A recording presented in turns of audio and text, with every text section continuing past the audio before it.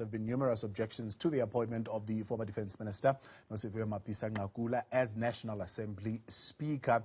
And of course, as you're hearing there, the EFF planning not to take part, in fact, confirming that they will not be taking part in that election. Here to talk to us now about the implications of this, I'm joined by COPE spokesperson Dennis Bloem, political commentator Rebone Tau, and political analysts Professor Sipho Seepe and Professor Dirk Kotze.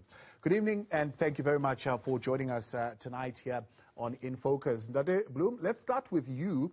Thank you very much for coming on.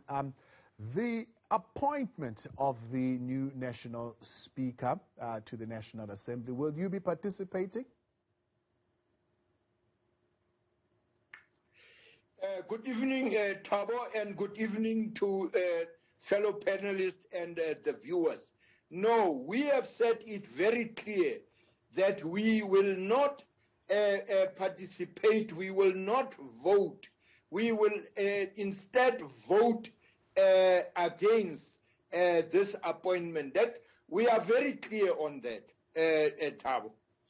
But let me go into this whole thing.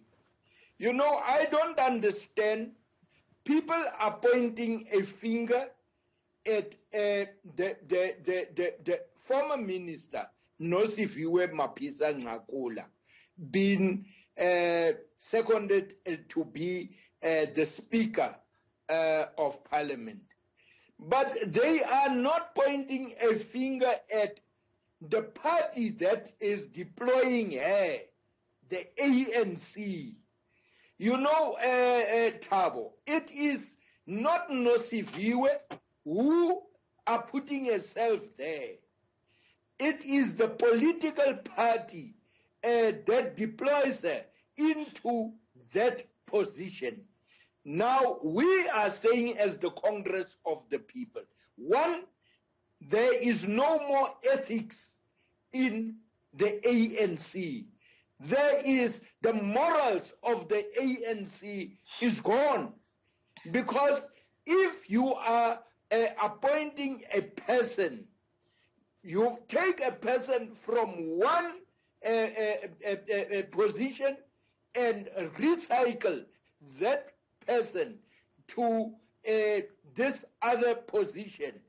It is totally wrong. Yeah. We, as the Congress of the People, have said very clear before the reshuffle that the president must fire the security cluster ministers. Yeah. We have not said redeploy them to other positions. Right. But now, what we see now is that the president and his party, he is the president of the ANC. Right. Right. He has decided to deploy Nosiviwe Mapisa-Nqakula as the Speaker. Yeah. Now, it is very, very, very painful and very bad, Thabo, to see that the ANC is jubilating. They are happy to have Nosiviwe as I'm talking about. Let's bring some analysis here, Dr. Bloem. Prof Seepe, in my conversation earlier this week with the chairperson of the ANC, Rebone, he says the ANC, I'm paraphrasing, it's not exactly what he said, but in its goodness, doesn't have a dumping ground for committed and loyal cadres who have been with the movement and performed for the movement over a couple of years. Hence, there was no dumping ground for Nosiviwe Mapisa-Nqakula. She had to be put somewhere. It's out of the goodness of the loyalty of the ANC.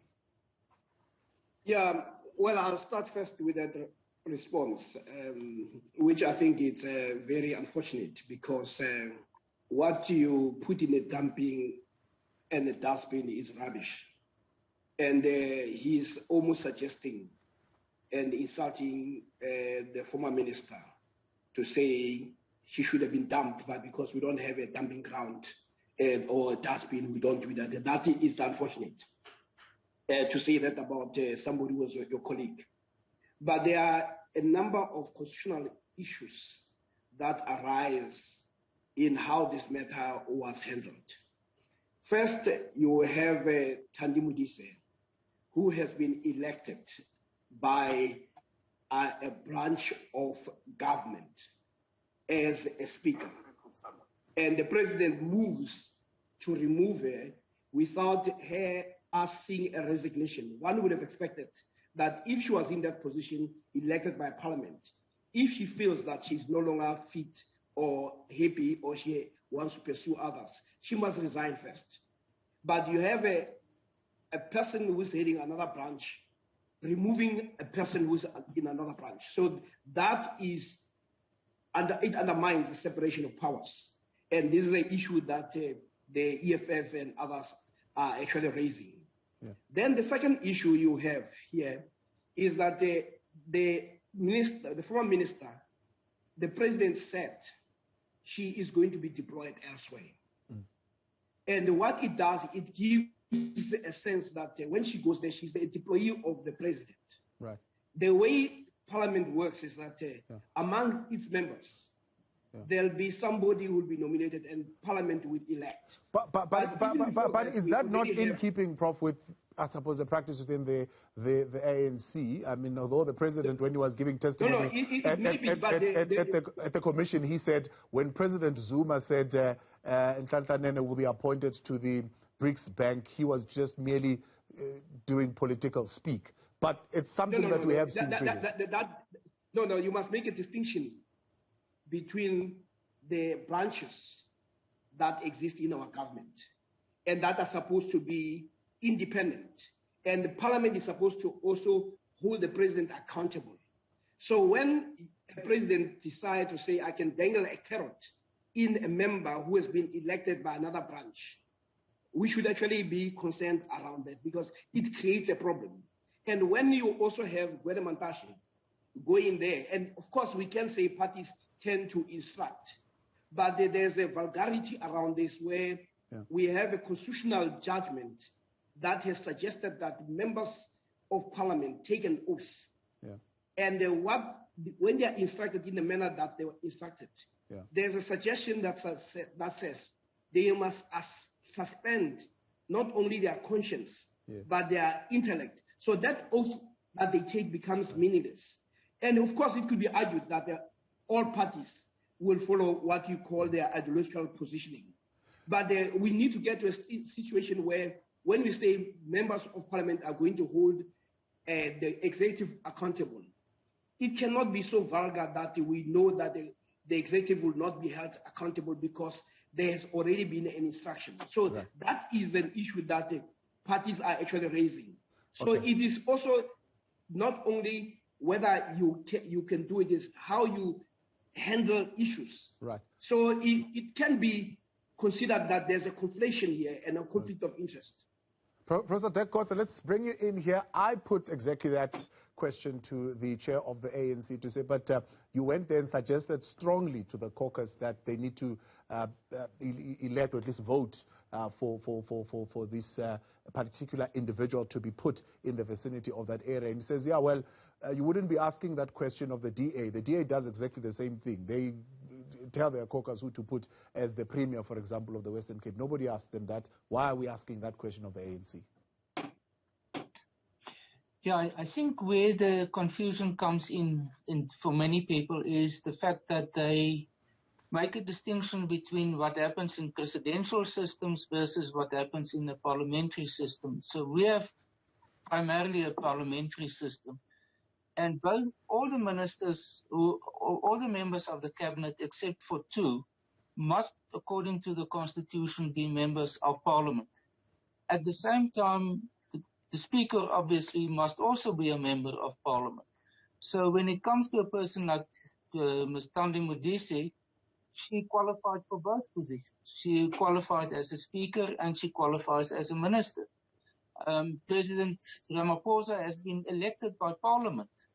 And that is where this overlap between the executive and the legislative branches of the state becomes less clear than in a presidential system, like, for example, the American system or some of the other presidential systems.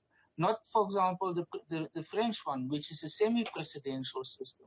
And I think this is where we are, and we all know it, we have a system that's very close to the British system, where the Prime Minister, the head of government, can nominate any person from Parliament in order to become a minister, including the Speaker of the British Parliament, the Westminster Parliament. So in that sense, this is not a unique situation or something which deviates from established constitutional principles in many parts of the world. And I think it obviously looks a bit strange, but in terms of our constitution, nothing that is happening here, strictly speaking, is unconstitutional. All right, we'll get reaction to what Prof Dirk Kotze is saying there from the other members of the panel, as well as get Rebone Tau to weigh in as well. Is Parliament being put in a precarious position here where they have to rubber stamp a political arrangement? Let's get to that conversation in a moment when In Focus continues. Welcome back. Live with us on In Focus tonight, Dennis Bloem, Rebone Tau, Professor Sipho Seepe, and Professor Dirk Kotze responding today to, of course, many calls, numerous calls from political parties and other quarters calling for the process of appointing Nosiviwe Mapisa-Nqakula as the Speaker of the National Assembly to be halted. For the break, Prof Dirk Kotze saying this is in keeping with the constitution of the country and the constitution, I suppose, in other countries as well. Nothing particularly peculiar about this. But Rebone, just waiting for us. Is Parliament being put in a precarious position here, ostensibly to rubber stamp a political arrangement for President Cyril Ramaphosa? I think we must start by saying something, Thabo, and good evening to the viewers. On the 5th of August, there was a reshuffling by President Ramaphosa of his cabinet. And the only minister from the security cluster that was sacked was the former Minister of Defense, Nosiviwe. And which is a bit worrying because it's based on the arrives that took place, prior to that reshuffling. That you still had the Minister of Police and State Security, who themselves at the time were even arguing about the intelligence report, but the Minister of Police was left in his position, and the Minister of State Security was then taken to DPSA. Now, we thought when he said that she would be redeployed elsewhere, we never thought that it would be in Parliament. So one would say that in terms of the statement that was issued by the EFF today, they're correct to say that it seems like the president, he's doing as he pleases, because he removed a speaker in Parliament, so they just swapped, so that is a bit worrying. And we come from an era, if you remember, when Ms. Baleka Mbete was the Speaker of Parliament, where the Parliament was very dysfunctional, in terms of dealing with the issues of the day. We'd see EFF rising and saying that Zuma must go and so forth. And I feel that with this current situation, we're going back to those days where we're going to have certain opposition parties. Yes, the meetings now are virtual, they're no longer physical, but we'll see those disruptions also. And that also then questions the credibility, it will question also her powers as the speaker, because SNC's got a majority in Parliament, so they might go through with everything tomorrow as the voting happens. But the issue that will she enjoy her era as the minister? Yeah. Will she enjoy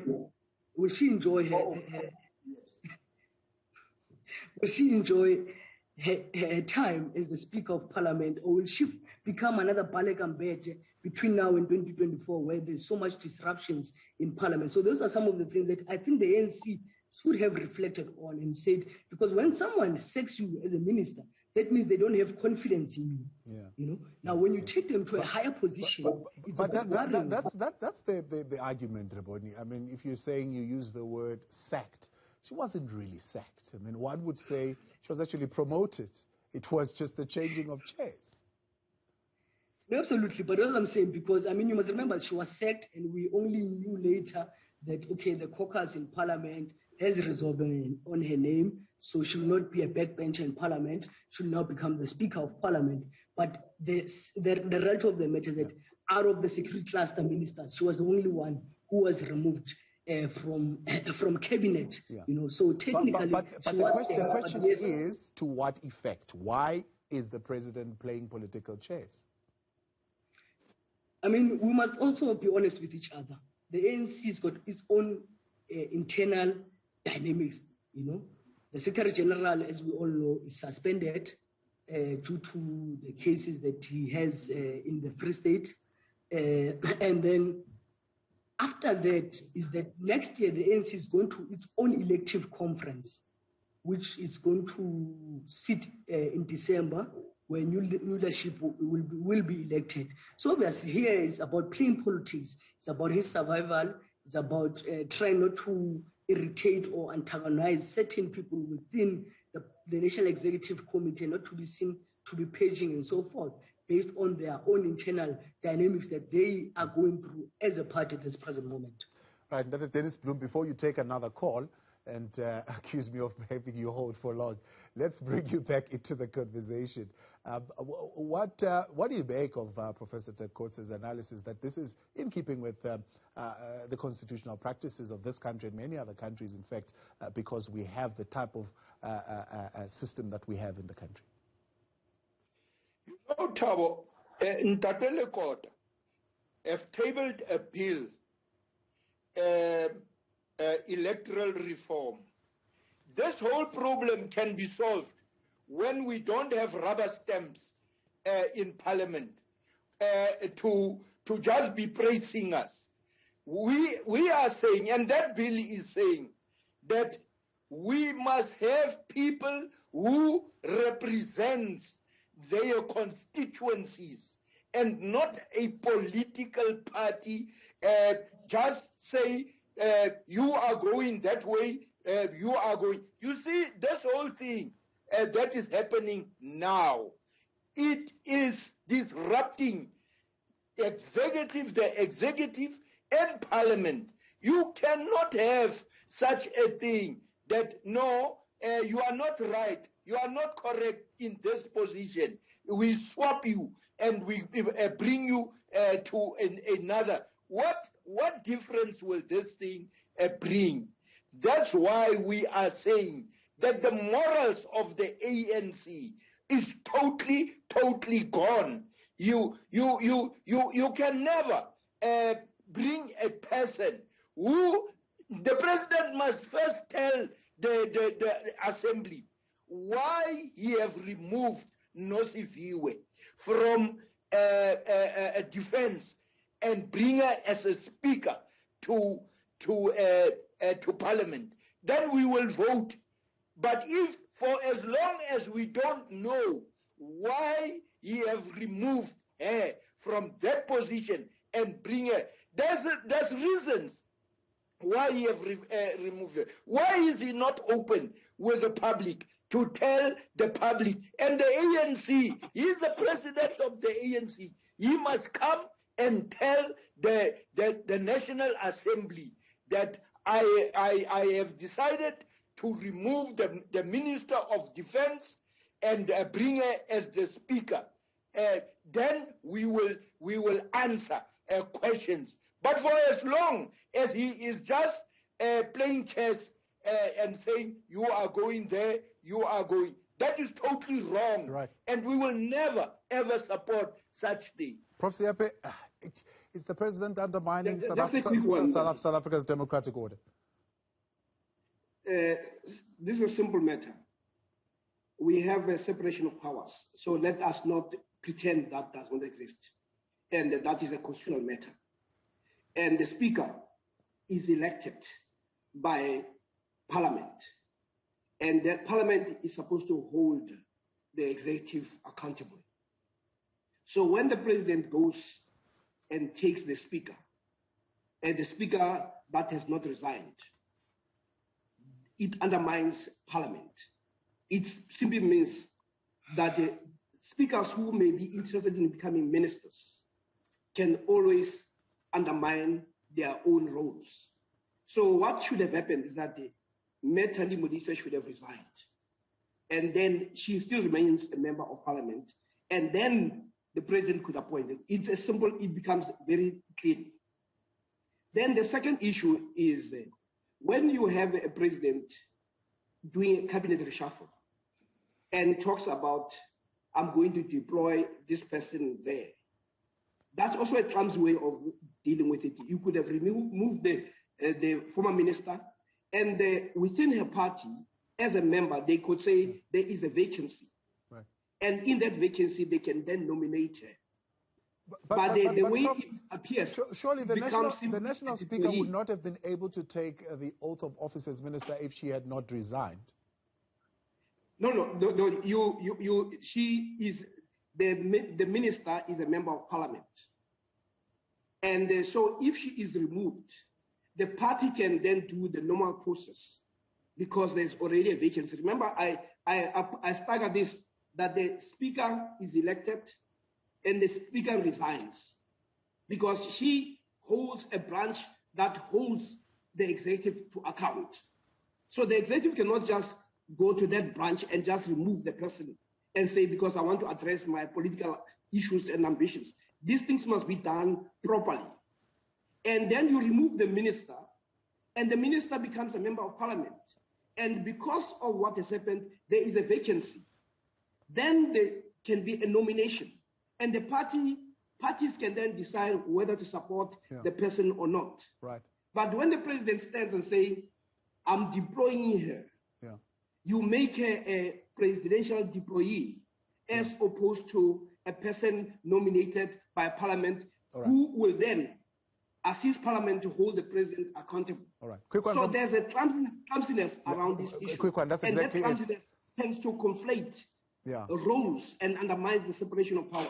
Prof Kotze, clumsiness in the process, and was the process strictly followed in as far as the resignation and then reappointing her or whatever, but separating those particular processes?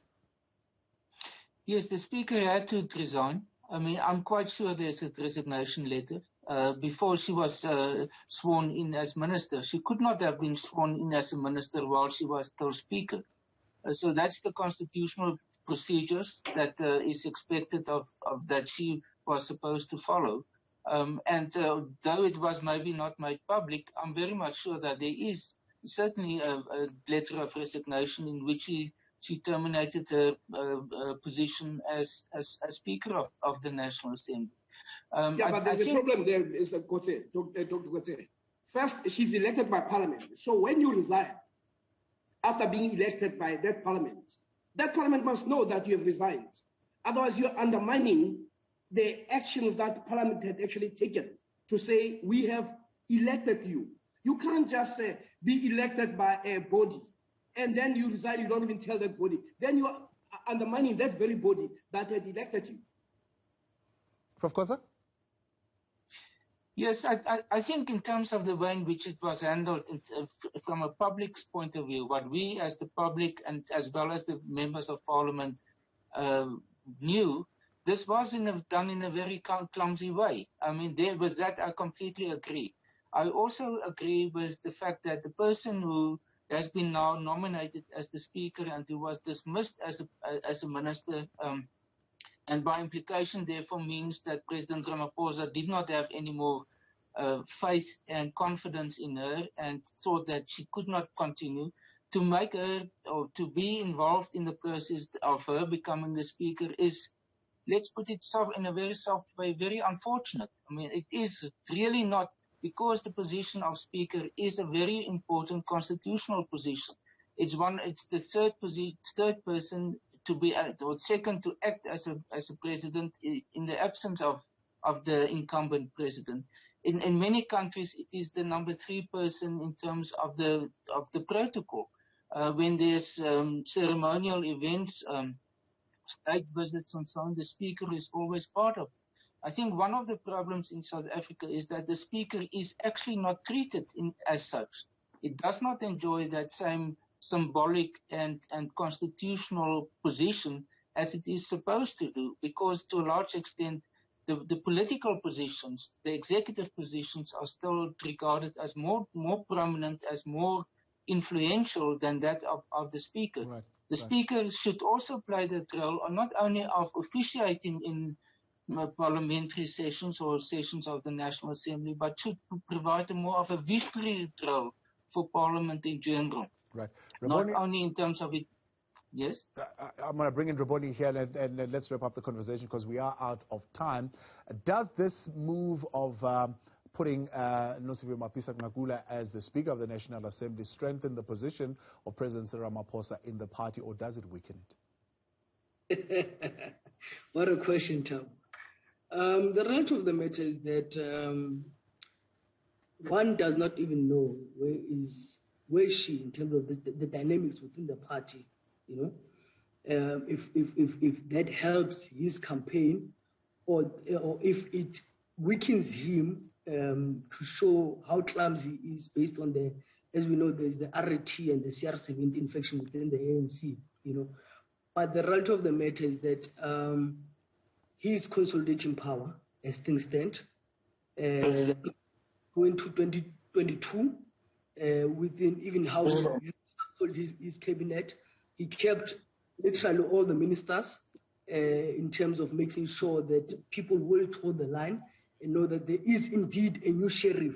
And I mean, this was a long-awaiting reshuffling that we thought was long delayed. You know, we thought that the reshuffling would have happened earlier on, especially after the death of the minister in the presidency, the late Jackson Mthembu, the late Deputy Minister Babele Hlongwa. You've got Paxton, who's now in MEC in Gauteng. So he delayed this thing, but it shows that it was well calculated. But the clumsiness remains that he did not do things according, you know, to what we had expected as a country. But he's indeed consolidating power, and we're seeing every day how even we're seeing also in Northwest, you know, now recently with a job being removed, you know, and yesterday Chauke, the IPC, you know, made sure that there is now a new premier candidate. So it shows that indeed you've got the Free State where the PEC was dissolved after the court judgment without even appealing that judgment. They decided to just dissolve it. So it shows how he is indeed consolidating power at this present moment, and it's going to be very interesting building up to 2022 conference of the ANC. Let me thank you all for joining us tonight on In Focus. Unfortunately, we are out of time. Dennis Bloem, Rebone Tau, Professor Sipho Seepe, and Professor Dirk Kotze.